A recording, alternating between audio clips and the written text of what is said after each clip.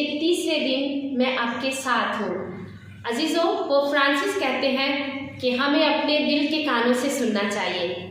हम अपनी ज़िंदगी में देखते हैं कि हमारे इर्द गिर्द बहुत से ऐसे लोग हैं जो हमें अपने दिल का हाल सुनाना चाहते हैं, जो हमसे बात करना चाहते हैं, लेकिन हम अपनी ज़िंदगी में इस कदर मसरूफ़ हो जाते हैं कि हमें दूसरों को देने के लिए टाइम नहीं है। आज हम कोशिश करेंगे कि हम ऐसे रवैये से गुरेज करें जो बात को सुनकर अनसुनी कर देते हैं, बल्कि आज हम तवज्जो से दूसरों को सुनने की कोशिश करेंगे। आज हम प्यार से टाइम देकर दूसरों को सुनने की कोशिश करेंगे ताकि हम उनको सुनकर उनके लिए तसल्ली का, उनके लिए अमन का बाइस बन सकें। Thank you.